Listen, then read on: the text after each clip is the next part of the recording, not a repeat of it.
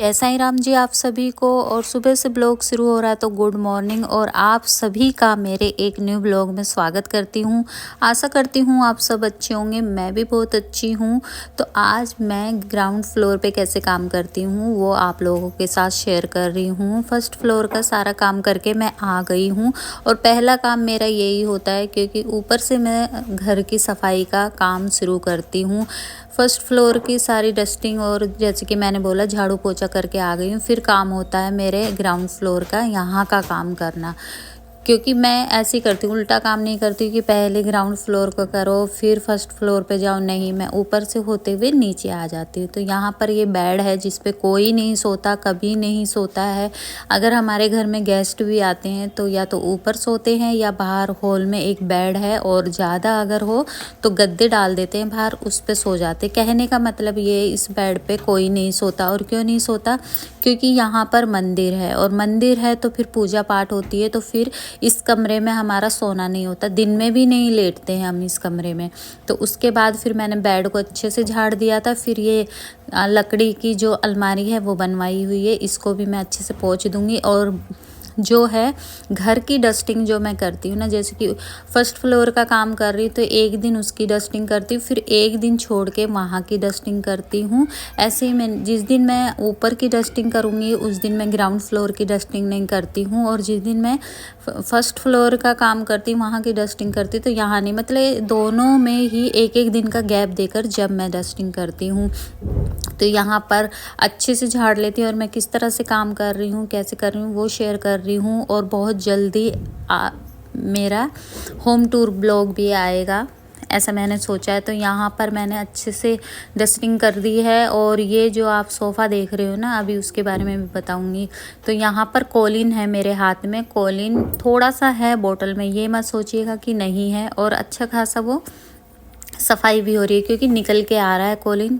तो यहाँ पर मैं इस तरह से साफ़ कर देती हूँ। पहले मैं शीशे वगैरह जो है वो साफ़ करती हूँ और लास्ट में जो वॉश बेसिन है उसको साफ़ करती हूँ, वॉश बेसिन को। तो यहाँ पर मैंने अच्छे से कपड़ा लगा लिया है। और अच्छे से कपड़ा लगाने के बाद मैं यही दिखा रही हूँ। देखिए इसमें थोड़ा सा कॉलिन है क्योंकि बहुत से ना कमेंट करते वक्त सोचते नहीं है, कुछ भी कर देते हैं जो उनके दिमाग में आता है, या बस वो कमी ढूंढते रहते हैं कि यहाँ कमी है या यहाँ कमी है, उसी पॉइंट पे कमेंट कर दो। तो वही चीज़ है। तो कॉलिन थी, मैं आप वही दिखा रही हूँ, बिल्कुल खाली बोतल नहीं है मेरे हाथ में। तो यहाँ पर मैंने अच्छे से इन लोग, ये जो वाइट है इनकी सनमाई का तो हर दूसरे दिन सफाई करनी पड़ती है। तो यहाँ पर मैंने अच्छे से कपड़ा मार दिया है। और उसके बाद ये सोफ़े के कवर मैंने कल धोए थे, कपड़े कल धोए थे, कहने का मतलब ये है। तो इनको जो गद्दियाँ हैं कुशन कवर, ये भी मैं चढ़ा दूँगी। और ये जो कुशन कवर है ये मैंने नए लिए हैं। तो 4 गद्दियाँ हैं सोफ़े की। एक गद्दी ऊपर जो फर्स्ट फ्लोर है उस पे सोफ़ा रखा है ना बेड के साथ में, वहाँ का कवर है। वही मैं सोच रही थी 4 कुशन है तो एक एक्स्ट्रा कहाँ से आया। फिर मुझे याद आया अरे एक ऊपर भी है ना, तो इसीलिए तो इन पे कवर चढ़ा दिया। और ये वाइट है, बहुत जल्दी गंदे हो जाते हैं। तो मैंने एक ना सेट बना दिया है सोफ़े का, और हर कोई ऐसे ही बनाता है। जैसे कि सोफ़े के कवर जो हैं वो मैरून कलर के हैं। तो फिर मैंने जो गद्दी का मतलब कि गद्दी बोलती हूँ मैं, कुशन के जो कवर लिए हैं वो कुछ इस तरह से लिए हैं कि मैचिंग सा हो जाए कुछ। और नीचे जो मैं कारपेट डालती हूँ वो भी मैरून कलर की है, तो इस तरह से ले लिए। और ये अभी लिए हैं 1-1.5 हफ्ता हुआ होगा। ये फर्स्ट बार ही धो रही हूँ मैं। किसको बोल रही हूँ मैं? जो कुशन कवर है उसकी बात कर रही हूँ मैं। सोफ़े के कवर मैंने धो दिए हैं कल ही, और सारा मतलब कल कपड़े धोए थे तो वो भी धो दिए थे।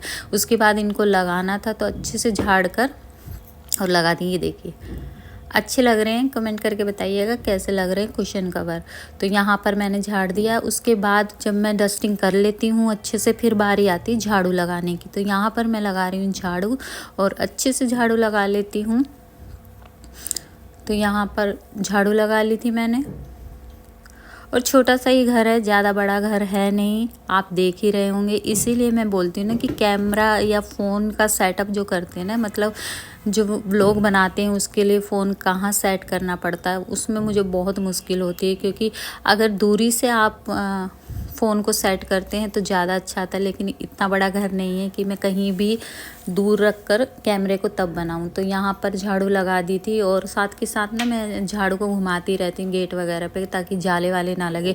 अभी तो नहीं लगते हैं, लेकिन गर्मियों में बहुत जल्दी ये गेट, आप देख रहे हो ना, गंदा हो जाता है। मतलब धूल मिट्टी इतनी जम जाती है। सर्दियों में तो बहुत कम होता है, लेकिन गर्मियों में बहुत हो जाता है। उसके बाद यहाँ पर मैं पोछा लगा रही हूँ।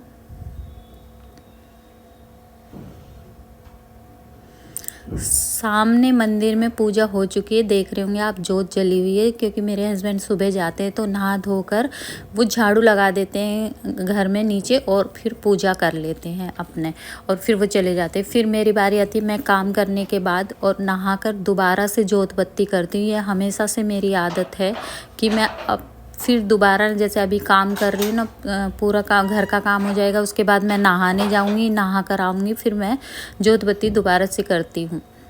इस तरह से करती हूँ। अगर दीपक जला हुआ है मंदिर में तो वो जला ही रहेगा, बस मैं तुलसी की पूजा कर लेती हूँ, और जो मंदिर में हाथ जोड़ना होता है, माथा टेकना होता है, वो कर लेती हूँ। यहाँ पर कुछ पौधे मैंने यहाँ पे रखे हुए हैं।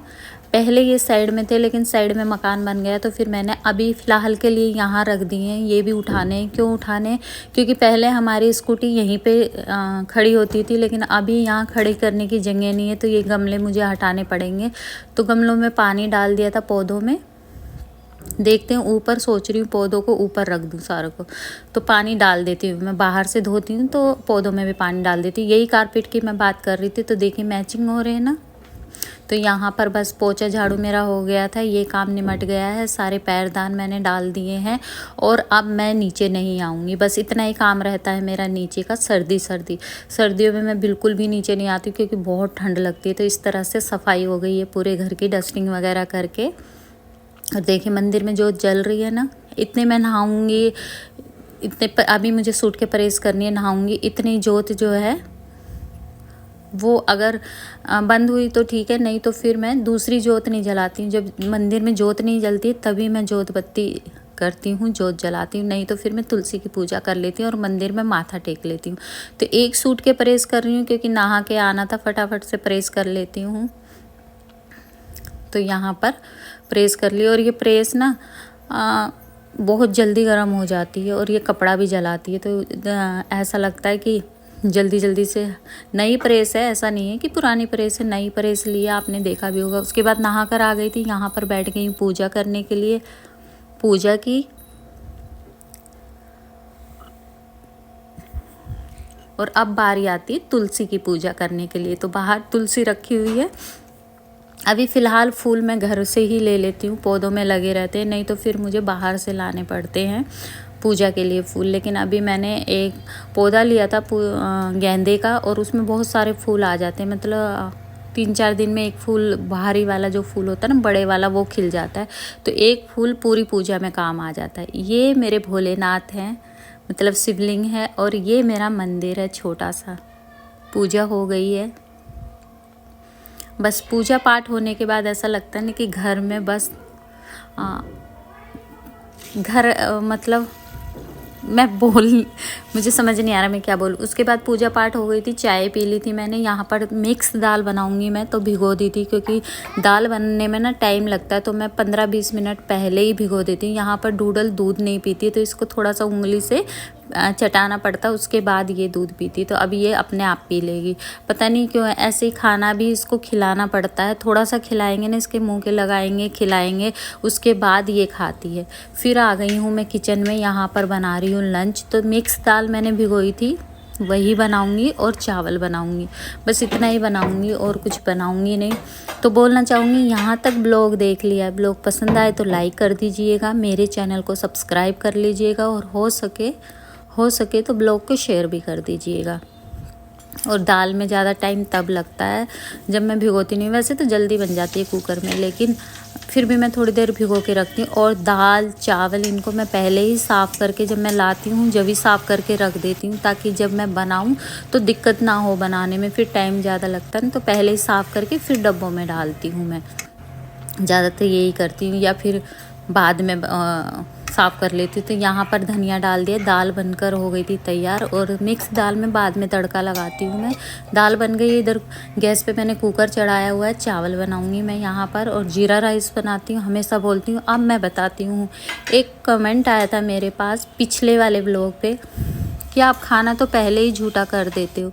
अरे भाई, आप पता नहीं चाहते क्या हो, कभी किसी चीज़ पे कमेंट करते हो, कभी किसी चीज़ पे कमेंट करते हो, मुझे यही समझ नहीं आता। मतलब बस दिखना चाहिए कि हाँ ये ऐसे हो रहा है तो ये अभी मैं नमक चख रही हूँ खाने में, तो खाना झूठा कहाँ से हो गया?